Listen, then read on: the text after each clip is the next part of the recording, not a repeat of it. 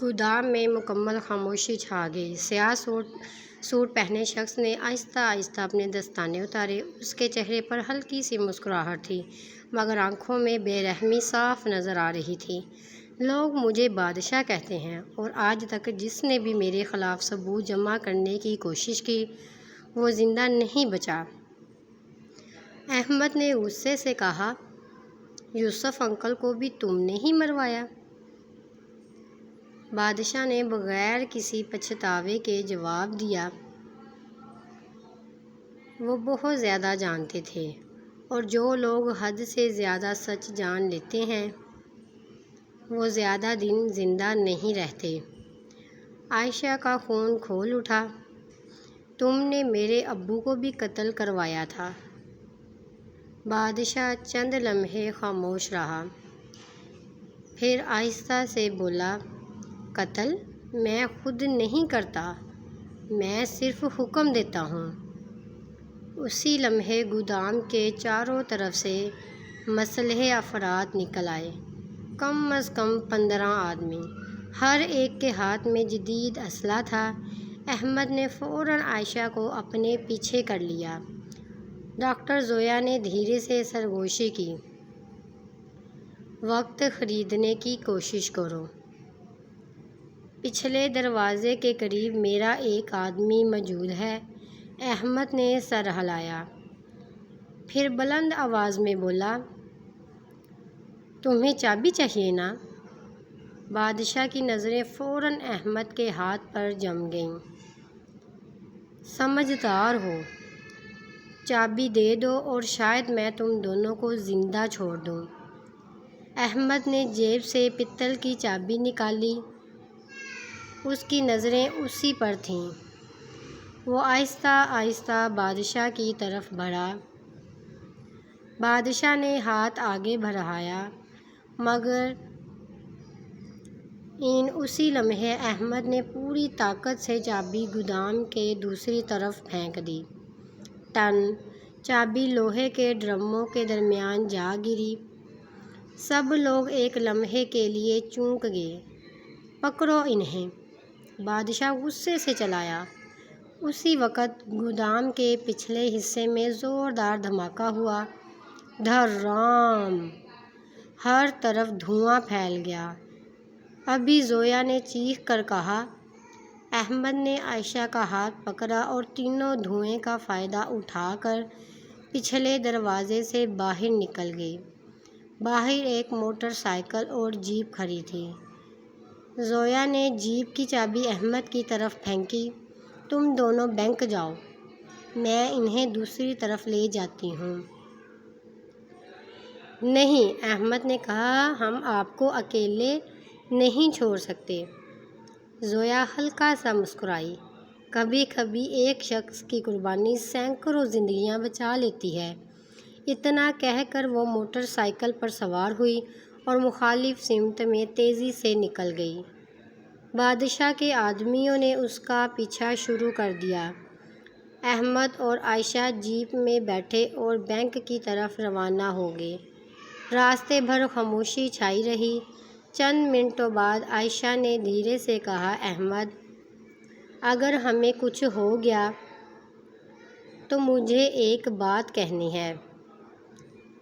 احمد نے گاڑی چلاتے ہوئے اس کی طرف دیکھا، کون سی بات؟ عائشہ کی آنکھوں میں آنسو آ گئے۔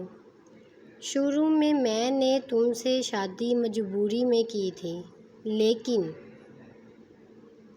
اب میں تم سے سچی محبت کرنے لگی ہوں۔ احمد چند لمحے خاموش رہا، پھر اس نے مسکرا کر عائشہ کا ہاتھ تھام لیا۔ میں نے تمہیں پہلی ہی ملاقات میں دل سے قبول کر لیا تھا، اور اب چاہے کچھ بھی ہو جائے میں تمہیں کبھی اکیلا نہیں چھوڑوں گا۔ اسی لمحے پیچھے سے ایک سیاہ SUV پوری رفتار سے ان کی جیپ کے قریب آنے لگی۔ احمد نے ریئر مرر میں دیکھا، اس کا دل دھڑکنا بھول گیا۔ SUV خود بادشاہ چلا رہا تھا۔ اس نے احمد کی طرف دیکھ کر مسکراتے ہوئے اپنی گاڑی کی رفتار اور بڑھا دی۔ اگلے ہی لمحے دھرام بادشاہ کی گاڑی نے پوری طاقت سے احمد کی جیپ کو ٹکر مار دی۔ جیپ بے قابو ہو کر سڑک سے نیچے گہری کھائی کی طرف پھسلنے لگی اور عائشہ کی خوفناک چیخ فضا میں گونج اٹھی۔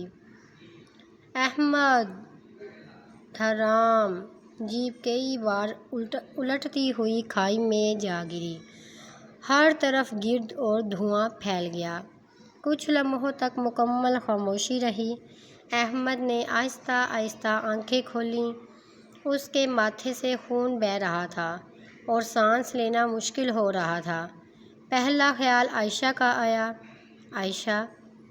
اس نے کمزور آواز میں پکارا۔ چند قدم کے فاصلے پر عائشہ بے ہوش پڑی تھی۔ احمد گھسٹتا ہوا اس تک پہنچا۔ اس نے کانپتے ہاتھوں سے عائشہ کی نبض دیکھی۔ الحمدللہ! دھڑکن چل رہی تھی۔ اسی لمحے اوپر سڑک سے گاڑیوں کے رکنے کی آوازیں آئیں۔ احمد نے اوپر دیکھا۔ بادشاہ اور اس کے 4 آدمی کھائی کے کنارے کھڑے تھے۔ بادشاہ نے نیچے جھانک کر کہا، لاشیں ملنے کی ضرورت نہیں۔ اتنی اونچائی سے گرنے کے بعد کوئی زندہ نہیں بچتا۔ اتنا کہہ کر وہ لوگ واپس چلے گئے۔ احمد نے سکون کا سانس لیا، مگر وہ جانتا تھا یہ سکون زیادہ دیر نہیں رہے گا۔ تقریباً آدھے گھنٹے بعد عائشہ کو ہوش آیا۔ اس نے گھبرا کر پوچھا، ہم کہاں ہیں؟ احمد نے اوپر کی طرف اشارہ کیا، کھائی میں، اور ہمارا راستہ بند ہے۔ دونوں نے ارد گرد دیکھا۔ تھوڑی دور ایک تنگ سی پگڈنڈی اوپر جنگل کی طرف جا رہی تھی۔ احمد نے عائشہ کو سہارا دیا، چلو، اب بھی ہارنے کا وقت نہیں۔ دونوں زخمی حالت میں چلنے لگے۔ کافی دیر بعد وہ جنگل کے درمیان ایک پرانا لکڑی کا گھر دیکھ کر رک گئے۔ دروازہ آدھا کھلا تھا، اندر سے دھوئیں کی ہلکی خوشبو آ رہی تھی۔ احمد نے احتیاط سے آواز دی، کوئی ہے؟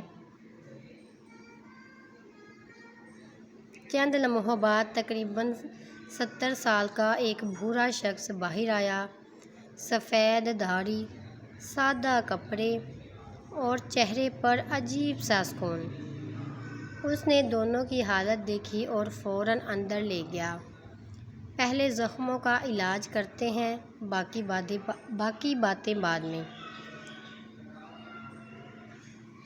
رات کو جب دونوں کو کچھ آرام آیا تو بوڑھے نے پوچھا، تم لوگ بادشاہ سے بھاگ کر آئے ہو نا؟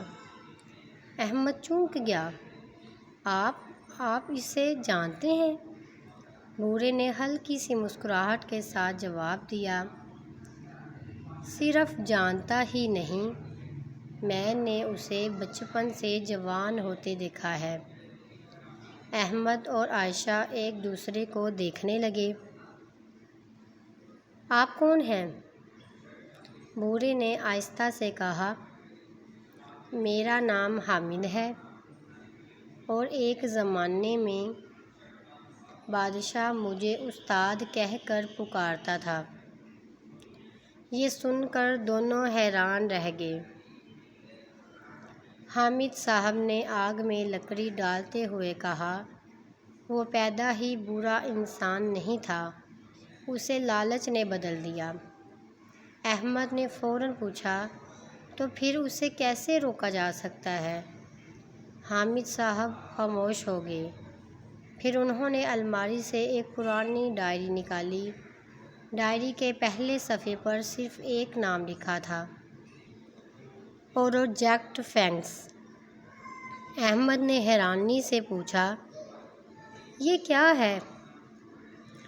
حامد صاحب نے دھیرے سے جواب دیا، یہی وہ راز ہے جس کی وجہ سے عائشہ کے والد مارے گئے،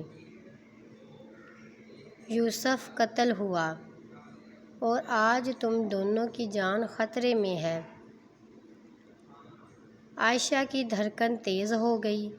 اس ڈائری میں کیا لکھا ہے؟ حامد صاحب نے پہلا صفحہ کھولا، لیکن اچانک کھڑکی کا شیشہ ٹوٹ گیا۔ ایک گولی سیدھی آ کر دیوار میں لگی۔ حامد صاحب زور سے بولے، نیچے جھک جاؤ۔ باہر سے کئی گاڑیوں کی ہیڈ لائٹس لکڑی کے گھر پر پڑ رہی تھیں۔ احمد نے کھڑکی سے جھانکا اور اس کا دل دہل گیا۔ پورا گھر درجنوں مسلح آدمیوں نے گھیر لیا تھا۔ سب سے آگے سیاہ کوٹ پہنے بادشاہ کھڑا تھا۔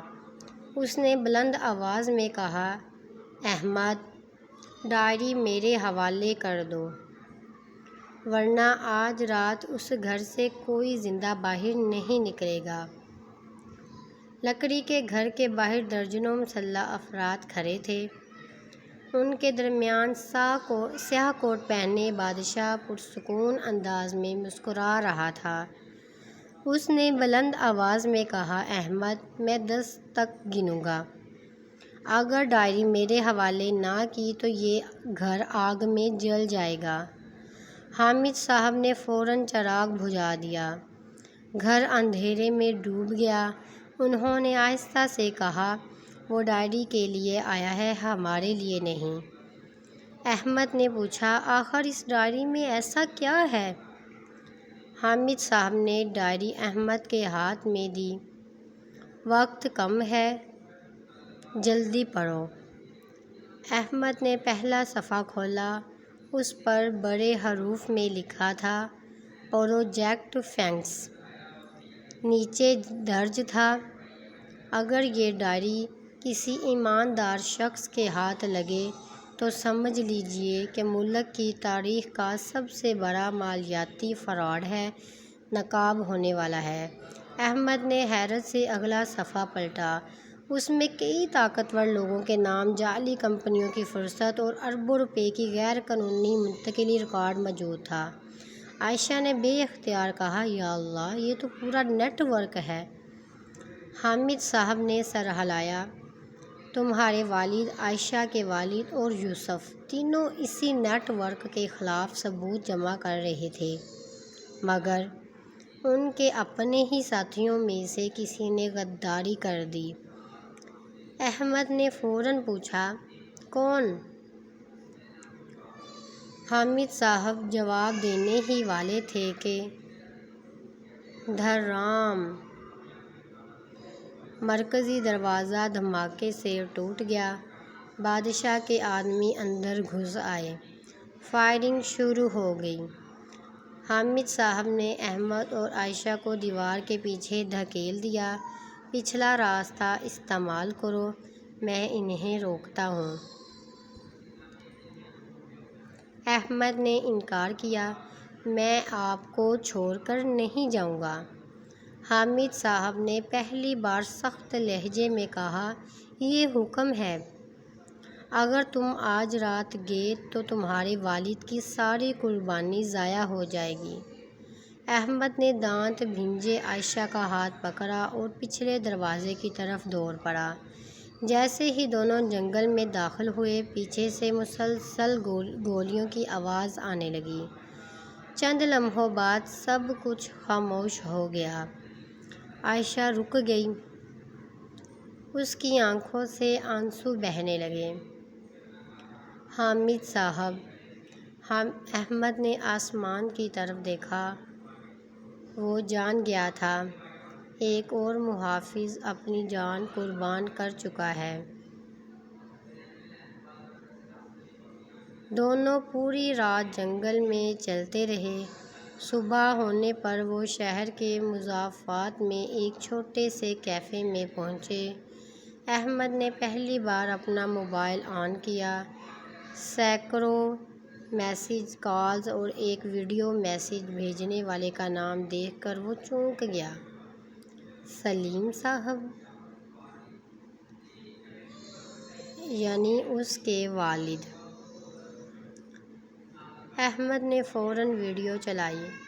اسکرین پر اس کے والد دکھائی دیے، لیکن ویڈیو بظاہر پرانی تھی۔ انہوں نے کیمرے کی طرف دیکھتے ہوئے کہا، احمد، اگر تم یہ ویڈیو دیکھ رہے ہو تو اس کا مطلب ہے کہ دشمن تم تک پہنچ چکا ہے۔ بیٹا، ایک بات ہمیشہ یاد رکھنا، بادشاہ اس کھیل کا اصل کھلاڑی نہیں ہے، وہ بھی کسی اور کے اشاروں پر چل رہا ہے۔ احمد اور عائشہ حیران ہو کر ایک دوسرے کو دیکھنے لگے۔ ویڈیو میں سلیم صاحب نے مزید کہا، اصل طاقتور شخص کا نام۔ اچانک ویڈیو رک گئی۔ اسکرین سیاہ ہو گئی۔ احمد نے دوبارہ چلانے کی کوشش کی، لیکن فائل خراب ہو چکی تھی۔ صرف آخری 2 سیکنڈ باقی تھے۔ ان میں ایک دھندلا سا چہرہ نظر آیا اور ایک نام سنائی دیا، وزیر۔ ویڈیو ختم ہو گئی۔ احمد کی سانس رک گئی۔ وزیر؟ یہ کون ہے؟ اسی لمحے کیفے کے ٹی وی پر بریکنگ نیوز چلنے لگی۔ ملک کے معروف صنعت کار اور سماجی رہنما جناب کامران وزیر آج شام ایک بڑے فلاحی منصوبے کا افتتاح کریں گے۔ ٹی وی اسکرین پر جیسے ہی تصویر آئی، احمد کے ہاتھ سے موبائل گر گیا۔ وہی چہرہ، وہی شخص جسے پورا ملک ایک نیک اور باعزت انسان سمجھتا تھا۔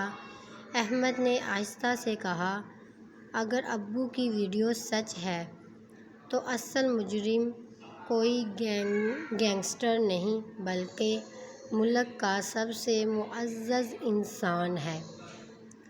عائشہ نے گہرا سانس لیا، اور اگر ہم نے یہ ثابت نہ کیا تو کوئی بھی ہماری بات پر یقین نہیں کرے گا۔ کیفے میں ٹی وی اسکرین پر کامران وزیر کی مسکراتی ہوئی تصویر مسلسل دکھائی جا رہی تھی۔ نیچے لکھا تھا، ملک کا سب سے بڑا فلاحی منصوبہ آج شام 7 بجے۔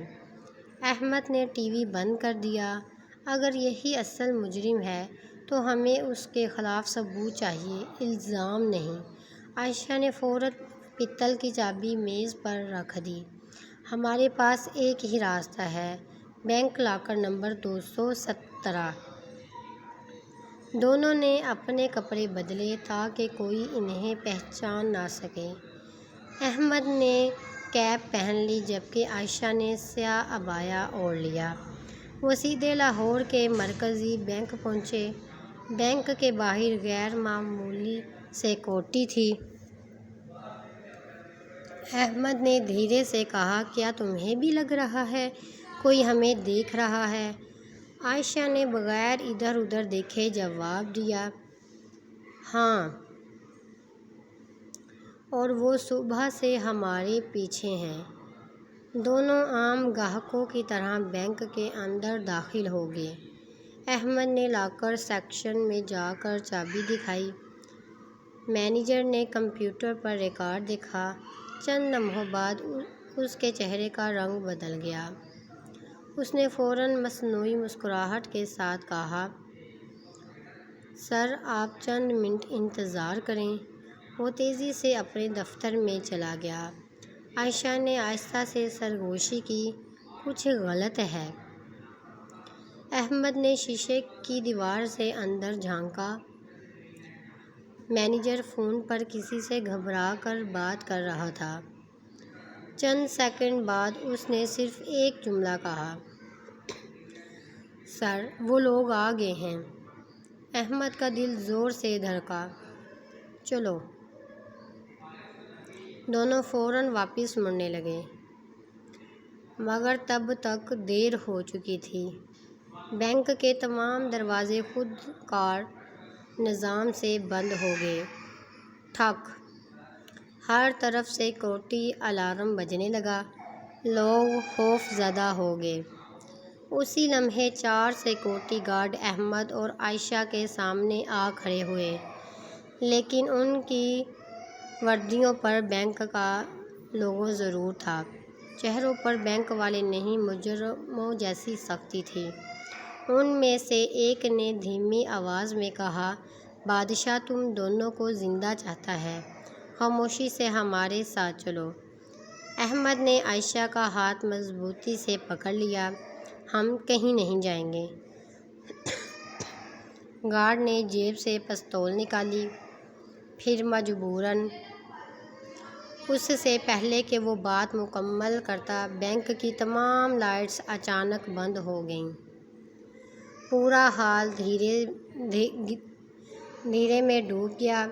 چند لمحوں بعد ٹھا ٹھا 2 گولیاں چلیں۔ لوگ چیخنے لگے۔ پھر ایمرجنسی لائٹس جل اٹھیں۔ چاروں گارڈز بے ہوش زمین پر پڑے تھے اور ان کے سامنے ایک نقاب پوش شخص کھڑا تھا۔ اس کے ہاتھ میں سائلنسر لگی پستول تھی۔ اس نے احمد کی طرف دیکھ کر کہا، میرے پاس صرف 30 سیکنڈ ہیں، میرے ساتھ آؤ۔ احمد نے پوچھا، تم کون ہو؟ نقاب پوش شخص نے مختصر جواب دیا، میں تمہارے والد کا آخری ساتھی ہوں۔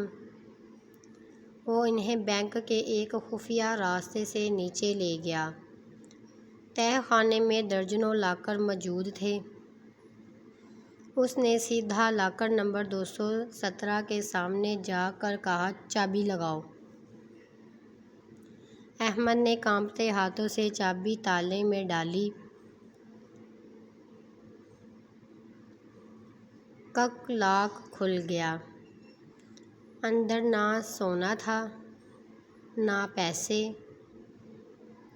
صرف ایک سیاہ رنگ کی ہارڈ ڈرائیو اور ایک بند لفافہ۔ لفافے پر احمد کے والد کی لکھائی تھی، یہ لفافہ صرف اس وقت کھولنا جب تمہیں یقین ہو جائے کہ تمہارے آس پاس موجود ہر شخص پر بھروسہ نہیں کیا جا سکتا۔ احمد نے لفافے کو حیرت سے دیکھا۔ اسی لمحے نقاب پوش شخص نے آہستہ سے اپنا ماسک اتارا۔ اس کا چہرہ دیکھتے ہی عائشہ کے منہ سے بے اختیار نکلا، آپ؟